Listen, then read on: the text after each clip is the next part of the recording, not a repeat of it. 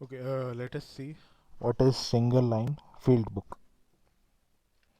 So, single line field book. Let's say, let us refer this image. Okay, so in this image, this is a page from a field book. So, a chain surveying done between 2 points A and B is depicted in this image. So, the first point of the survey line is A. Second point, the last point of the survey line is B. So chain surveying is conducted between point station A and station B. So that survey line AB is represented by a single line. Now,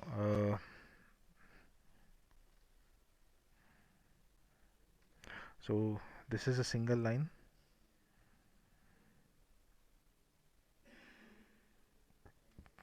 If the survey line is represented by a single line, it is single field book.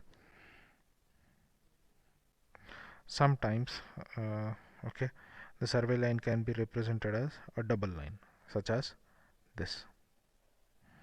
So if a survey line is represented by a double line, then it is double line field book. So in the first case, the survey line is represented by a single line, hence it is called as single line field book. So here all the dimensions are in meters.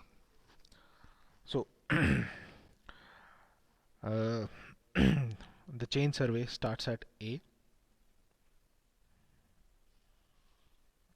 So from A, at a distance of 7.5 meter, on the right side of the chain or tape, okay, we have one corner of the building which is present at 12 meters from this point.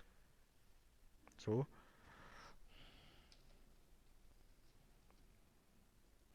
this is my 0 point.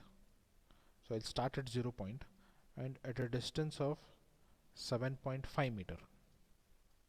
Okay, so this is at a distance of 7.5 meter.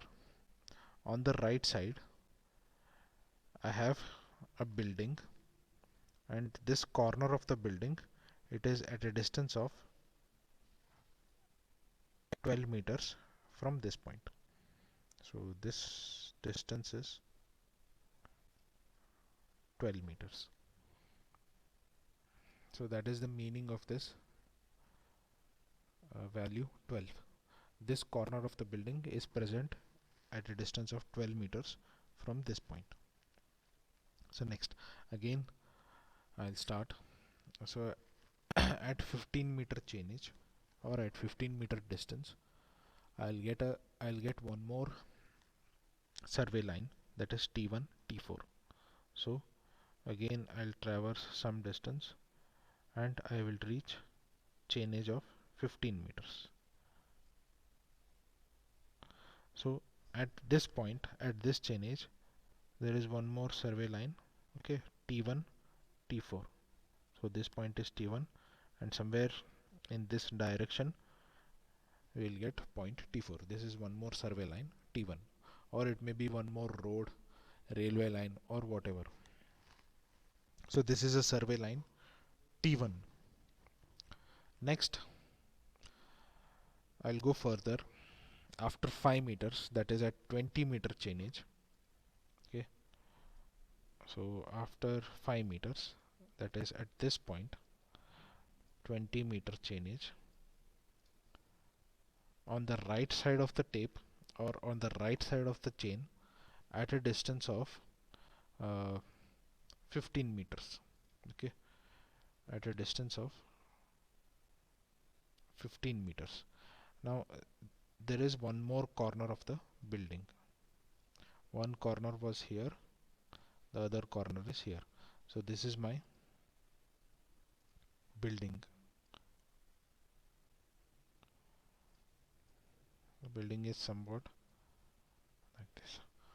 So one corner is 12 meter from 7.5 meter chainage, the other corner is uh, 15 meters from 20 meter chainage. So this distance is 15 meters. Next, at 35 meter chainage, okay, so I'll travel another 15 meters. So at 35 meter chainage, okay, I'll get a stream. This is okay, I'll get a road. So this is one edge of the road.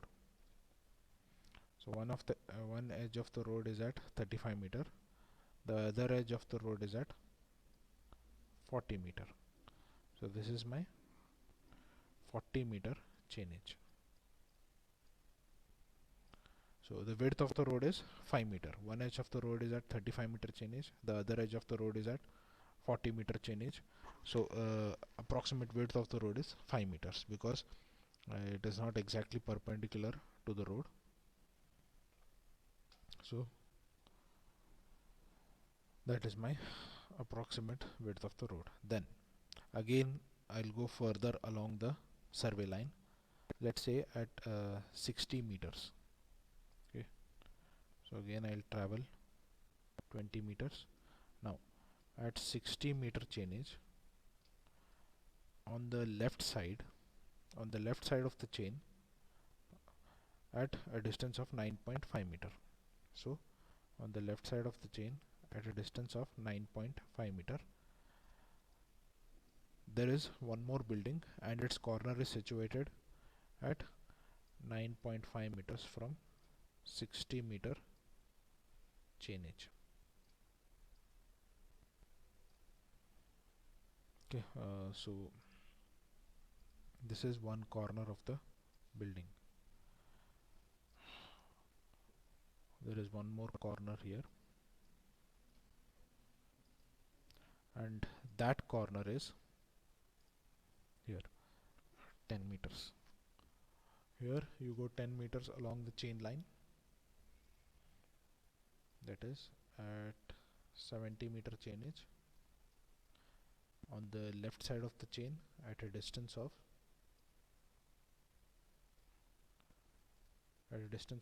10.5 meter, we have one more corner of the building. This is the corner. So we have one more building here. Okay, whose width is 6 meter.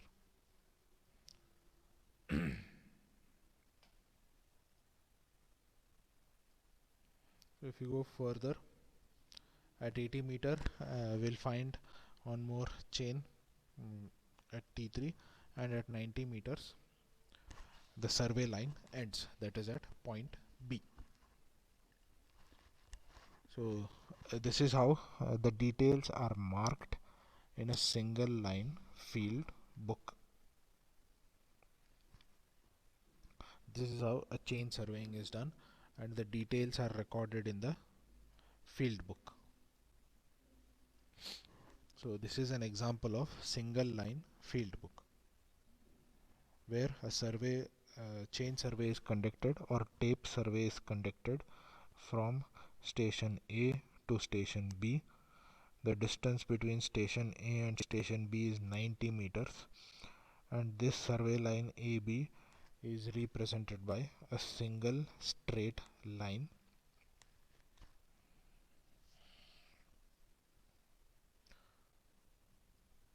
Let us move to the next type of field book, which is double line field book. So this is double line field book, where the main survey line is represented by a double line. Rest everything remains same. The only difference is the survey line, the main survey line, is represented by a double line.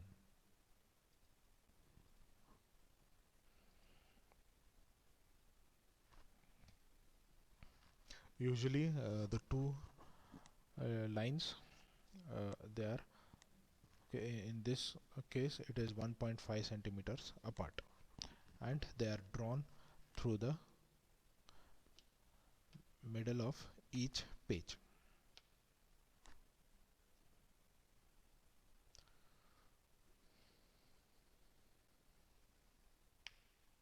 Okay, you must have seen here the first station also in single line. The first station is represented by a triangle mark, and the last station is also represented by a triangle mark. So the first terminal stations are always represented by terminal mark, and the intermediate stations or tie stations or subsidiary stations are represented by zero mark.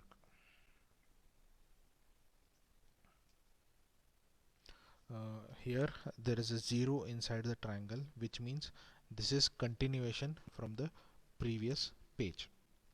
This is not a fresh page, or this is not the only page of the chain surveying. This is continuation from the previous page.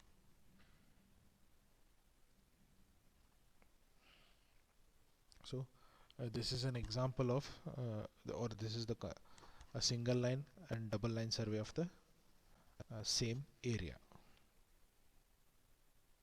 Now in double line all the measurements are taken from the center of the uh, double line.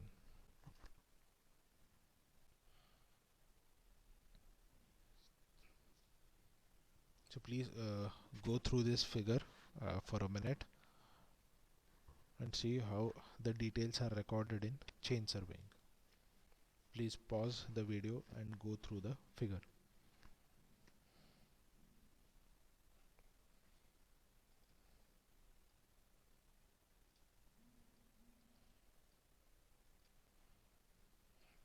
Okay, let us move to the next topic.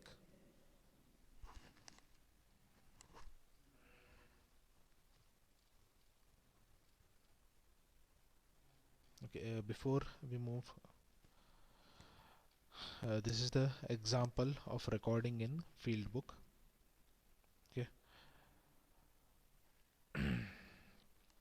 Now, let's say we are conducting a chain survey from point A to point B. Okay, a telegraph post is located at 10 meters from chain edge 2.5 meter, and it is located on the right side. A road crosses obliquely from left to right at chain edge 10 meter and 13 meter. Next, a tube well is situated at 7 meters on the left side of the chain line. So total chain edge from point A to point B is 45 meter. This is the starting point and this is the end point. Please go through the second example. Just pause the video and go through this second example.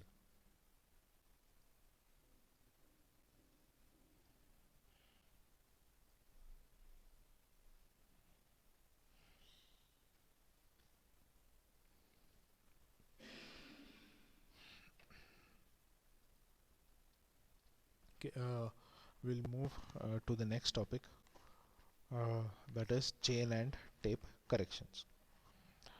Okay, when you are measuring length or distances in the field,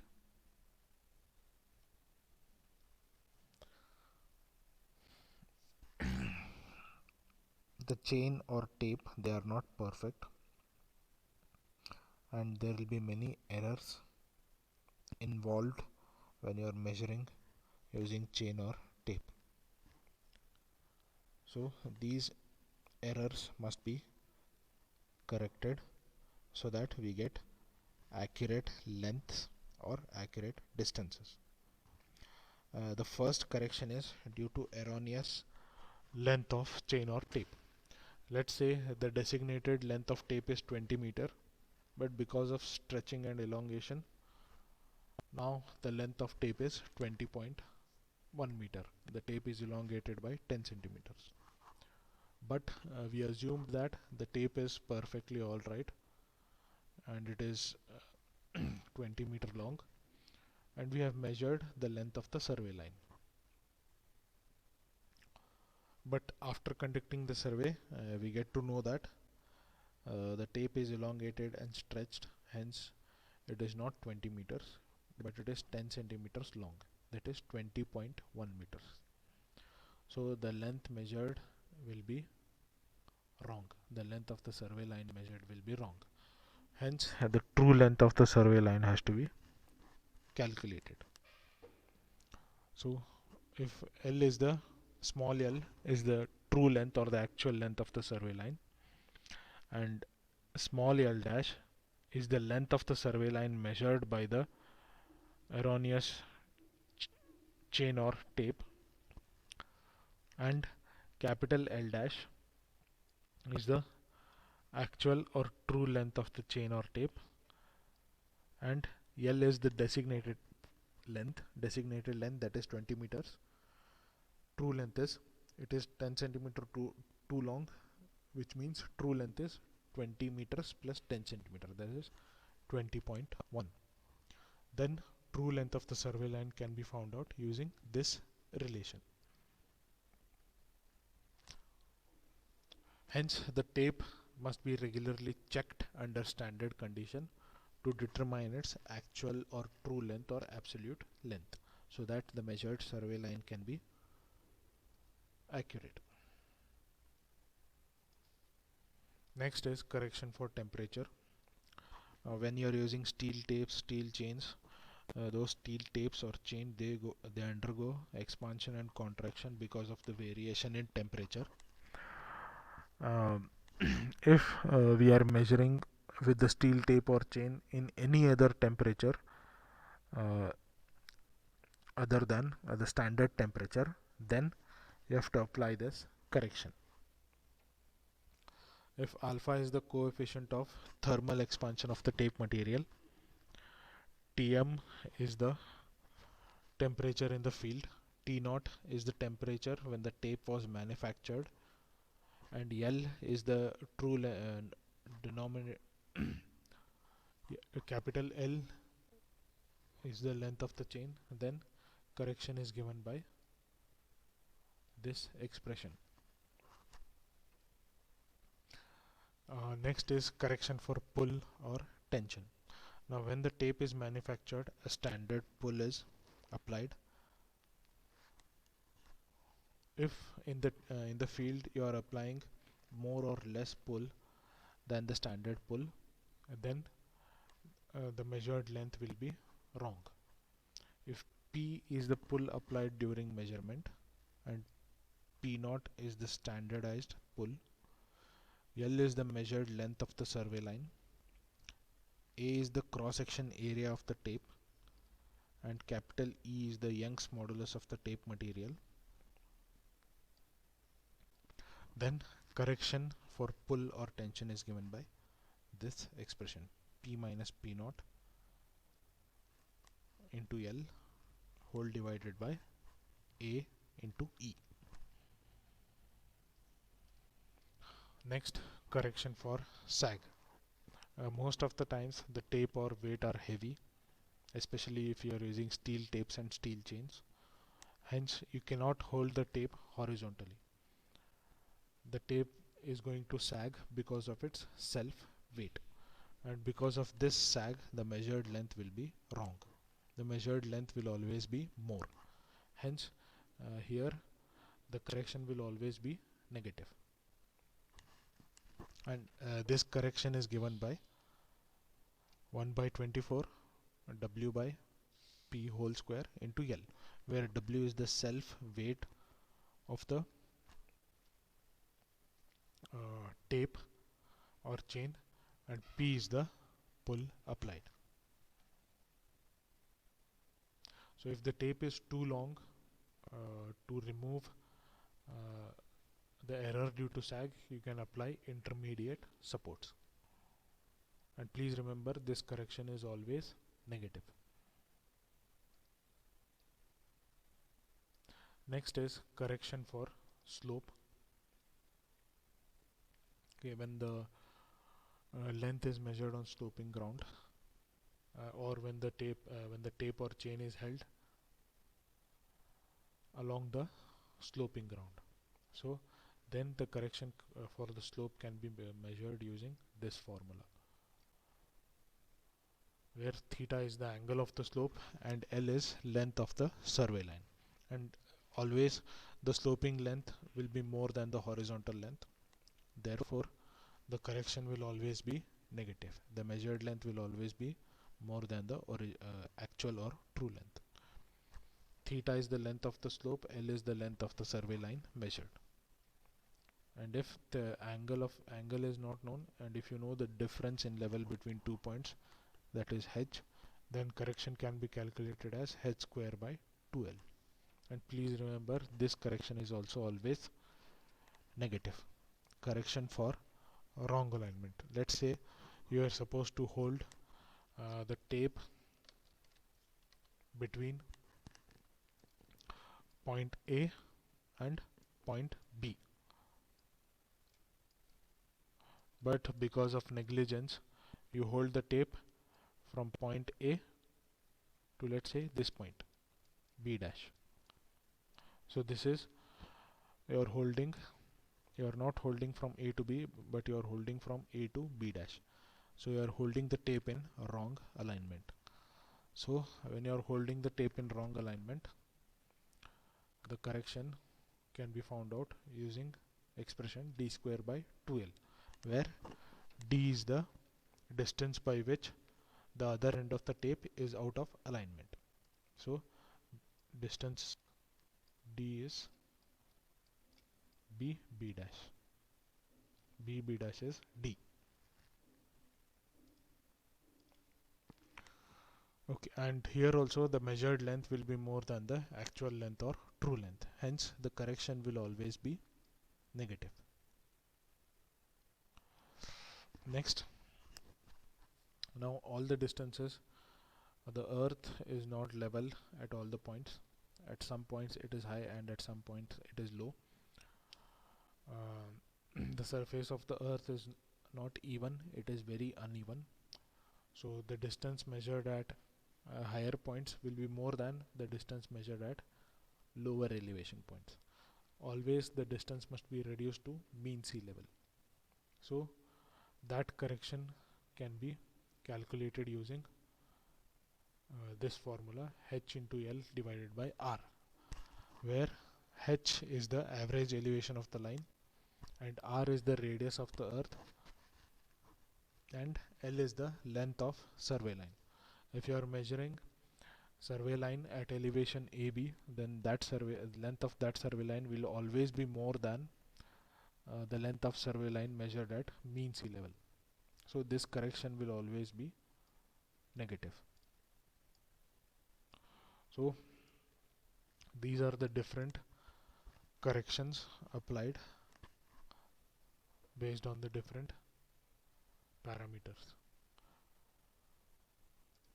We will solve problems based on this in the next class.